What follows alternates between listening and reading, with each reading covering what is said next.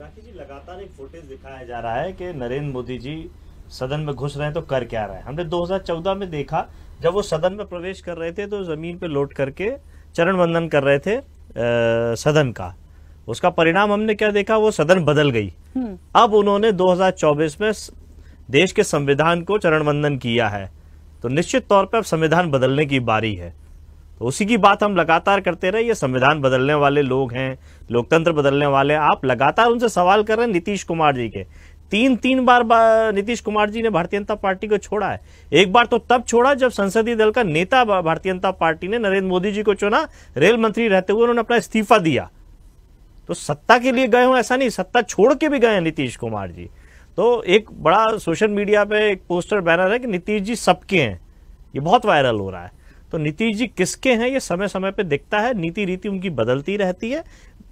कई बात मैं ये नहीं कहूंगा कि सत्ता के लिए ही वो गए, सत्ता के खिलाफ भी गए, इसीलिए मैंने उदाहरण दिया। और दूसरी बात, चंद्रबाबू नायडू जी के लिए कह रहे थे कि हमारे पुराने चंद्रबाबू नायडू जी भी इनको छोड़ के गए। अजीत सिंह की बात करें, आज उनके बेटे जयंत चौधरी लगातार उनके साथ विपक्ष में ही थे। और भी ऐसे सारे दल हैं जो इनके साथ छोड़ गए। और जो पुराने, जब राजनीतिक रूप में भारतीय जनता पार्टी अछूत थी, तो जो शिवसेना था तब उनके साथ अकेले खड़ा था, वो शिवसेना को तोड़ने का काम भारतीय जनता पार्टी ने किया। और वो ठाकरे परिवार आज भारतीय जनता पार्टी के साथ नहीं है। अकाली दल जो लगातार इनके साथ था, वो अकाली दल आज भारतीय जनता पार्टी के साथ नहीं है। एनडीए में जो दल है, कितना सम्मान देने का काम करें आप देखिए इस फुटेज में, कि जो एक एक वाले सांसद हैं, जिन दलों के पास एक एक सांसद हैं, अनुप्रिया पटेल जी, जितेंद्र राम मांझी जी, उनको नरेंद्र मोदी जी के साथ बैठाया जा रहा है। लेकिन जो दो सांसद वाले जयंत चौधरी जी हैं, जिनके पिताजी इनके साथ पहले रहे हैं, उनको तीसरी रो में, दूसरी रो में बैठाया जा रहा है, वो भी सामने। तो साथ में बैठाने में भी अपने घटक दलों को कंफर्टेबल महसूस नहीं करते हैं, सहूलियत भरा महसूस नहीं करते। ये दिखता है समय समय पे। आप पूछिए किसी भी इनके एनडीए के घटक दल से कि जब इन्होंने नोटबंदी की थी तो किसके साथ बातचीत करी। दूसरों को तो छोड़िए ना, भारतीय जनता पार्टी के लोगों पे विश्वास नहीं था। और ये स्टेटमेंट्स दिए हैं भारतीय जनता पार्टी के नेता ने। केवल नरेंद्र मोदी जी को पता था, वित्त मंत्री स्वर्गीय अरुण जेटली जी तक को नहीं पता था कि नोटबंदी होने वाली है। तो इस तरीके नकारात्मक फैसले लेना और बिना चर्चा के करना, जब ये अपनी पार्टी के अपने नेताओं से उम्मीद नहीं करते हैं, विश्वास नहीं करते हैं, एनडीए के घटक दलों पे क्या विश्वास करेंगे, देश की जनता पे क्या विश्वास करें। ये तो चीजें थोपते हैं, इवेंट करते हैं, रात में 12 बजे घंटा बजाया, जीएसटी चालू कर दी, उसके बाद 200 300 बार अमेंडमेंट्स करने पड़ रहे हैं जीएसटी पे, क्योंकि आपने कोई तैयारी नहीं करी, केवल एक इवेंट बनाया था, इवेंट की तैयारी।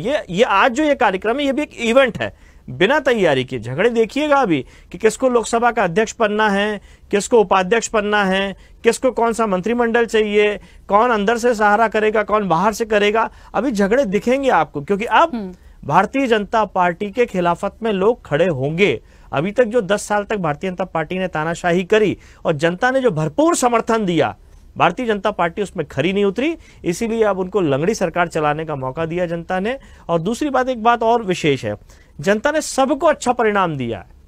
सारे राजनीतिक दल खुश हैं, चाहे छोटा दल हो चाहे बड़ा दल हो। दुखी है तो केवल भारतीय जनता पार्टी, जो बातें कर रही थी धारा 370 पार करने की, 400 पार करने की, हर पोलिंग बूथ पे 370 वोट डलवाने की। तो अगर धाराशाही कोई हुआ है तो भारतीय जनता पार्टी हुई है। प्रभु राम के नाम पे जो राजनीति करते थे, वो अयोध्या फैजाबाद हारने का काम किसी ने किया तो भारतीय जनता पार्टी ने, चित्रकूट हारने का काम किसी ने किया तो भारतीय जनता पार्टी ने किया। तो दिखता है कि जनता इनकी भावनाओं के साथ जो खिलवाड़ करते हैं, जो जनता की भावना के साथ ये भारतीय जनता पार्टी के लोग खिलवाड़ करते हैं, जनता मूड बना चुकी है कि वो रोटी कपड़ा मकान जो मूलभूत सुविधा है उसके लिए ही वोट देगी। ठीक है, जनता ने हमको देश की तीसरी सबसे बड़ी पार्टी के रूप में ताकत दी है। उस ताकत का हम गैर वाजिब फायदा नहीं उठाएंगे। जो नीति रीति बनेगी, जो बननी चाहिए, उसकी लगातार हमने उत्तर प्रदेश में भी जिम्मेदारी निभाई है। विरोध करने की जगह पर विरोध किया है, समर्थन करने की जगह पर समर्थन किया है। जिस तरीके से भारतीय जनता पार्टी की सरकारें चल रही हैं राज्यों में, केंद्र में, उसका समय समय पे जहां भी समाजवादी पार्टी को मौका मिला, समाजवादी पार्टी ने अपनी जिम्मेदारी निभाई है। दूसरी बात, जो ये झूठों की सरकार थी, अभी तक तो मोदी सरकार थी, भाजपा की भी सरकार नहीं थी, और मोदी सरकार गिरने के बाद अब सीधे एनडीए की सरकार आई है। तो ये तो भाजपा को भी स्वीकार नहीं करते थे। और जो मोदी सरकार थी वो केवल झूठ पर टिकी थी, जो सुप्रीम कोर्ट में ये कहती थी कि ऑक्सीजन से देश में किसी की भी मृत्यु नहीं हुई, इस देश के अंदर कोई मजदूर पैदल नहीं चला। तो इतना झूठ बोलना, चीन की बॉर्डर को बता देना कि हमारी बॉर्डर बनाई गई है, विदेशी कोल माइंस को दिखा करके हमारी कोल माइंस दिखा देना। तो जनता के बीच में इतना झूठ परोसा गया है, सुप्रीम कोर्ट के बीच में झूठ परोसा गया, हर प्लेटफॉर्म पे केवल झूठ। तो मोदी सरकार यानी झूठ की सरकार, और वो झूठ की सरकार खत्म हो गई। अब एनडीए सरकार क्या करेगी हम उसको देखेंगे, इनके घटक दल कितनी जिम्मेदारी निभाते हैं। जो घोषणा पत्र इन्होंने किया है, जिम्मेदारी पहले इनकी है। हम विपक्ष में हैं, विपक्ष में रहते हुए जो हमारे मुद्दे हैं, जो जनता की भलाई के काम हैं, निश्चित तौर पे हम उनके लिए काम करेंगे और हम करते रहे हैं। समय समय पे हमने दिखाया इस चीजों को, प्रमाणिक है इस बातों का।